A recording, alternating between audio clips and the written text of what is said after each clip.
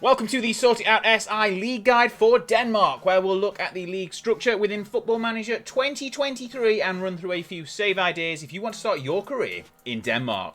On FM23, Denmark has 4 playable levels with 4 divisions and a total of 47 playable teams. The season in Denmark is a traditional European winter season, so runs from roughly August through to May and will cover all levels of the playable pyramid, including European qualification and the domestic cup competitions. Now, we'll start our guide with the top tier, the 3F Superliga, which is a 12-team league, but the season features a split in the second half. So the preliminary phase, the first half, sees a double round robin. So each of the 12 teams plays the other twice, and we have a 22-game phase. Now at this point, the league splits in half, with the top 6 going into the championship group and the bottom 6 going into the relegation group. Now both teams, all teams in both groups face each other then in another double round robin for a further 10 games, so that all teams have played a total of 32 games across the season. Unlike in some leagues, for example Austria, which we've done a league guide on in the past,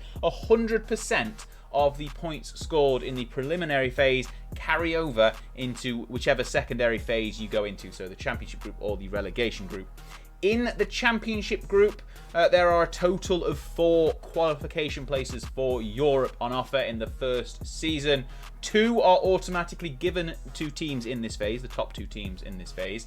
The third place is then dependent on the winner of the cup competition, the DBU Pokalen, which we'll cover later on in the video. And the final place, the 4th place, goes to the winner of a European qualifying places playoff, which features the winner of the relegation group facing against the top team in the championship group that hasn't already qualified for Europe, if that makes sense. They square off against each other in a single match playoff. Now, speaking of the relegation group, the bottom 2 teams are simply relegated automatically down into the second tier. There's no playoffs down in the second group, the relegation group, at all. It's just straight 2 teams relegated into the second tier. The squad registration and transfer rules, pretty simple in Denmark. There are minimum wages and contract lengths depending on your age and work permit status, but there's nothing too restrictive at all, so have at it in Denmark. Right, next up we'll go to the second tier, the Nordic Bet Liga, which is following an almost identical structure with 12 teams splitting after 22 games, and the second half of the season sees 2 teams promoted from the promotion group and 2 teams relegated from the relegation group. No playoffs necessary anywhere. Nice and straightforward. And the third and fourth tiers also follow the same pattern, except in the first season, the 22-23 season there, in the the second division, there are only 11 teams because one got booted out of the league at the beginning of the season. So the relegation group consists of just 5 teams and only 1 relegation spot, but that reverts back to 12 teams in the league in total with 2 relegation spots from the second season. The only difference in the third division, the 3 division, is that there are 3 relegation spots down into the unplayable 5th tier, the Danmarks Serien.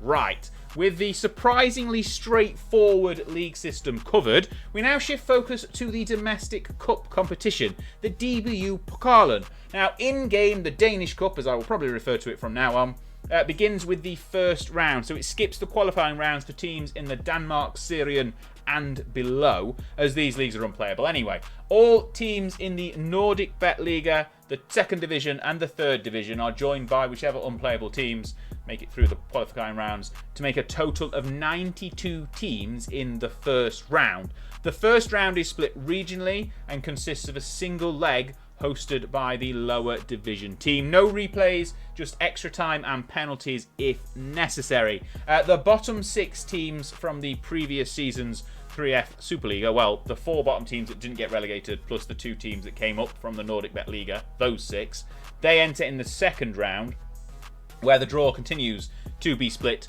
geographically, and then the final 6 teams from the Superliga, so the ones who were in the championship group in the previous season, they enter into the third round, and we have a straight single elimination tournament from that point forward. The winners of the competition, the DBU Pokalen, the Danish Cup, qualify for the Europa Conference League in the first season, unless they've already got a better European place via the league, and then things shift around in the league as you've come to expect. Now, with all that covered, it's time to look at 5 fantastic save ideas for Denmark across the multiple levels of playable football. We start with the defending champions at the start of the game and the nation's most successful club, FC Copenhagen. So FCK were formed as recently, you wouldn't believe, as 1991 from a merger of the oldest club in continental Europe football, Copenhagen Bold Club, and B1903, so 1903. The team that was created, FCK, took over the Superliga license of the latter and won the Danish title in their very first season. Now, after a dry spell, FCK have now won 14 more titles since the year 2000, so that's pretty much all of them apart from 6. But along with 9 Danish Cups, not only are they the most successful Danish club domestically, they're also the most successful Danish club in Europe, so your target is to advance even further in the Champions League and go beyond the last 16 whilst continuing to be the team to beat domestically. Now, next up we have FC Nordsjælland, which I've definitely pronounced terribly and will probably pronounce differently if I do this again. They were officially formed in 2003 as a rebrand of Farum BK, who themselves were formed in 1991 after a merger of 2 clubs, similar to FCK, who we just covered a few seconds ago. Now, under the Nordsjælland, done it differently that time as well, name, the side have been a real team of the local area with an incredible amount of affiliated teams in their network. They are also owned by the same ownership group as the Right to Dream Academy in Ghana, so are considered a pathway to Europe for some of Ghana's most talented youngsters, so you probably will get some Ghanaian players in your youth intake if you're playing with Nordsjælland. Through that academy's ownership, they also have links to Manchester City, so on the pitch, they are 2-time Danish Cup winners and they won the Superliga back in 2012. So your task is to use your strong affiliated clubs to your advantage and return to the top of Danish football. Now, another club with links to Africa and an English Premier League side are FC Midtjylland, who share ownership with English side Brentford, or did as the FM23 season begins. I believe that has changed as we've gone into the new 23-24 season. However, in-game, that is still the case, and they do have deep scouting links with FC Ebede in Nigeria to attract players from the region. It's this scouting which makes Midtjylland an interesting club to manage, as they are one of, if not the first clubs in Europe to create, in Denmark, to create an academy and affiliate network to attract players from around the whole country. They've also been known to employ a similar scouting strategy to Moneyball with a big focus on analytics. It's paid off as the club have been big challengers to FCK's dominance with 3 Superliga titles since 2015. So your challenge is to continue challenging for the league title and establish the side as a regular fixture in Europe. Now, the final 2 teams are both from the second division, the third tier in game. The first of which is Ebjerg FB, who are former 5-time Danish champions, with the last league title, however, only coming in 1979.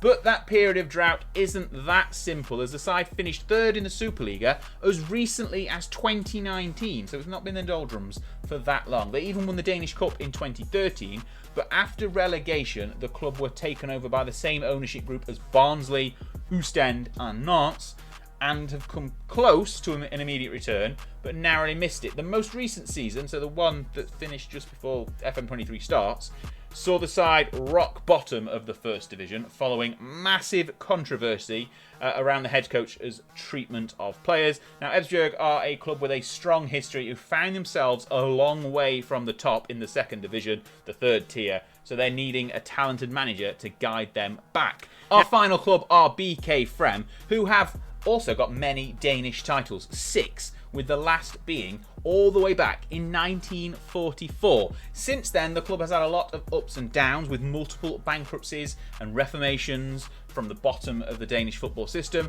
They were declared bankrupt for the first time in 1993 and demoted to the Denmark Syrian amid debts and fraud allegations. They fought their way back to the Superliga for one season in 2004, but that season proved an expensive campaign and ultimately led the club to having more massive debts, and they clung on but were eventually declared bankrupt again in 2010. Now, they were demoted down the leagues, but back-to-back promotions have landed them back in the second division, the third tier, where they remain today. Can you provide a more stable management and help the once great club return to the top of Danish football and become the most successful club in Copenhagen once again? Now, there we have it. That was a whistle-stop tour of the playable Danish leagues in Football Manager, along with 5 great save ideas, in my opinion. If you are familiar with either real-life Danish football, or if you've managed there extensively on Football Manager in the past, please head to the comments and share your thoughts.